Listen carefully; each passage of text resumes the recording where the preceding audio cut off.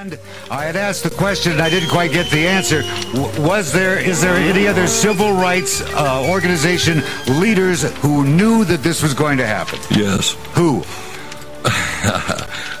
Can he say legally? Can he say allegedly? No, that's part of the reason why I'm here. We can describe how we know who those people are and how they were paid and how we were the conduit for that, but we're not going to say their names today. What about this Dixie Mafia? How were they involved? Well, the Dixie Mafia, I don't know who come up with that term. What we called, what they refer to as the Dixie Mafia, we called the Invincible Confederacy, the Invisible Confederacy. And, I didn't hear Dixie Mafia until, I don't know 10, 15 years ago. So I didn't know it by then. Then when I started hearing about what they were doing, and who they were, like Marcellus had been to the house. Daddy was hooked up with people down there, hooked up with people in Mississippi. Getting back to it, let me tell you how we found out about this, and we've got paperwork that reveals this. So we've got a handwriting expert, one of the leading ones in the country that's already verified that this stuff is real. We've got this stuff going to England now to be lead tested and paper tested as far as they know the paper and everything. But the handwriting guy also said that, he's pretty sure that the paper and everything's legit. He knows that that Clyde Tolson wrote it by his initials and stuff. So we tied that in that way. Now, tying in the people that were some of the entourage of Dr. King, is that when Clyde Tolson came to the house, and we had a garage apartment behind our house, and he'd come there and he'd meet with Daddy, and like I say, we'd pick him up to the airport a lot. And now, your dad was not some big executive in Memphis. No, my daddy wasn't an executive. He just run Memphis. Very well said. That's what I was looking to. You don't have to be an executive. All you got to do is be a badass and carry a big stick. So, and have the right police in your pocket. And his daddy was the police. So, granddaddy. You got good old boys with good old boys and good old pockets. That's right. And the pockets that got blood stains. That's it. So, he came, this one circumstance, he came to the house, and he had several $1,000s in a bag, a shopping bag, the old bags. We didn't do plastic or paper back then. This was all paper. And so anyway, he came and he had this money in there, and he pulled this money out, and they took rubber bands and wrapped this money with rubber bands and slid, like tearing a piece of paper off your little pad there, slid a paper in there, and would put stuff like JJ on there, or maybe RA or something, for Daddy or whatever. So, your attorney's turning purple. So, he probably just passed out. Between we might have to give CPR to the lawyer. Yeah. Hey, Roy, you might turning purple and Jackson's hyperventilating. Yeah, Roy Johnson, you might ought to call in and give us attorney over here some CPR. Run your tongue around his throat or something. So anyway, I remembered that meeting, and I remembered how that went, and I remembered that Daddy gave that money to the man that he helped get his business started in Memphis. He was taking it to one man. And can I give that guy's name out? It's up to you. That guy's fine. I mean, he gave us money to a guy named Solomon Jones, who was a crook. He was just, that was Dr. King's chauffeur. So anyway, he gives it to him. And now Solomon Jones, I knew him. Talked to him a lot during the Elvis thing when I was at Walter Buford's, when the call came in about Elvis dying, and then my other lawyer called and said, "Hey, get to Baptist Hospital. I'm laying under a sink, putting a sink in, come out of Louisiana, and they're saying go to the hospital. Elvis has died, and we need you to do something." I said, "All right."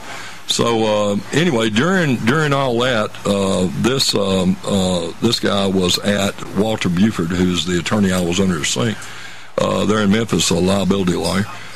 And so he came over there, and we went up to Buford's law office upstairs where his law library was, and we sat in there for hours and just talked about, what had happened, and back and forth, just pitching different things back and forth. It wasn't all on King. It was, we talked about Elvis. We talked about several things, because this was after I'd done Elvis.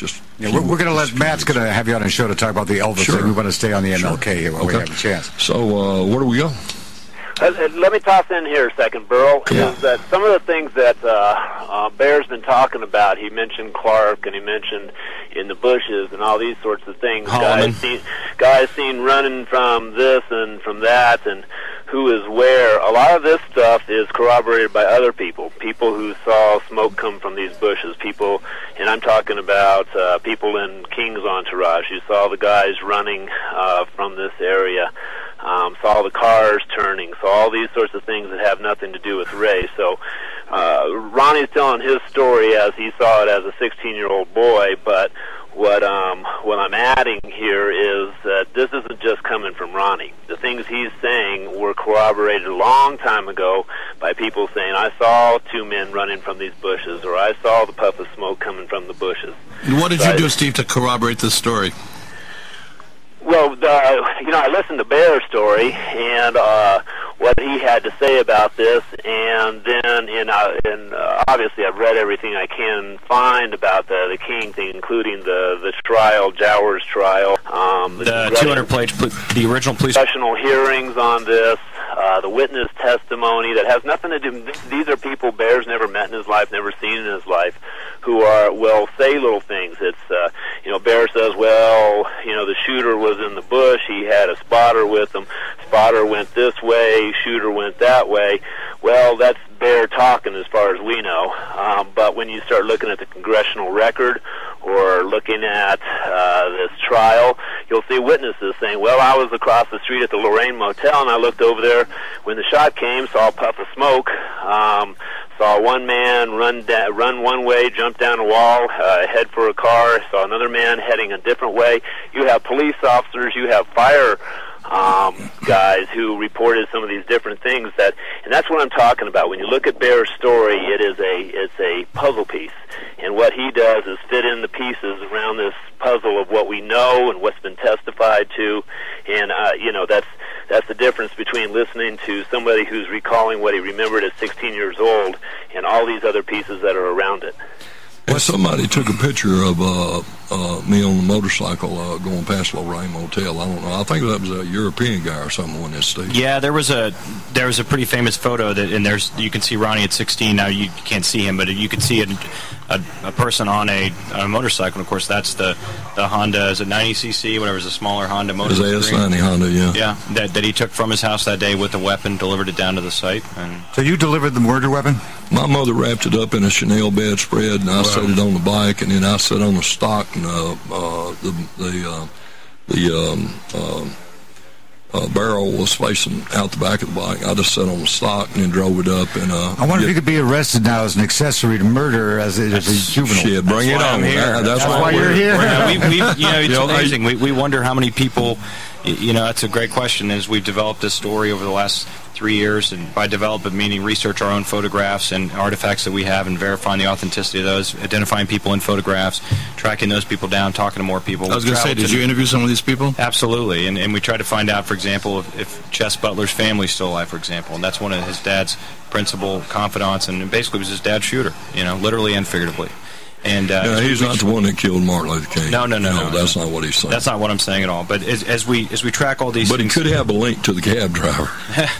That's a different story. The cab driver who disappeared miraculously. Yes, right. The cab driver who delivered several of Dr. King's entourage, who were principals at the scene, and then 24 hours later mysteriously disappeared, never to be heard from again. Now, isn't that interesting? What acts, hypothetically, what acts would they have to grind? What acts will who? Who's got acts? The feds? No, or people in his own entourage. Hey, listen, we welcome all callers, all comers, and anybody, because what we're trying to do is be like President Obama, who we appreciate. And he said this is going to be a transparent term that he's got. And if he's transparent, I'm saying, hell, let's get transparent. Bring it out. We've got evidence. It's like this, Burl. We've got a cherry pie that Mama just made, full of cherries, good crust, sitting in a pan. We just put it in the stove. We got the stove, but the stove's tilted up because there's a hole in the floor. So we got a 2x holding up the back of the stove. Sounds like the lounge. Right. So, boy, it does. So everything, it's a good-looking place, y'all got. So anyway, most of the goodie in the pie has done come to the front. So when Mama takes a pie out and sets it on the table, the first one to get a cut's probably going to get a better center than the rest of them. Yeah, I'd say We've so. only got one piece of pie, but we got a damn good piece. We got a piece of pie that's got stuff. Look, Henry Loeb sent my mother a letter. That's the mayor. The mayor of Memphis sent my, at the time, said look, well, he's got his picture taken with a 12-gauge shotgun under his desk sitting on top of his briefcase. He's got a crowd of people in his office. Now, I'm going to ask you this. Martin Luther King was killed on 4/4 of 68. On 4/9 of 68, he was planted in the ground. During the time that they were putting that man in his grave, there was a sheriff's deputy that was directed by Henry Loeb to send my mother a message in a typed-out, hand-signed, letter-headed mayor's address from Henry Loeb to my mother, thanking her for sending her the information. And the information that she had sent was she gave me a note. I carried it over to the Henry Loeb compound, delivered it there at the gates of the compound at Tutwiler and Graham Street. And Graham Road, and that information was that the weapon has been buried. So, oh my God!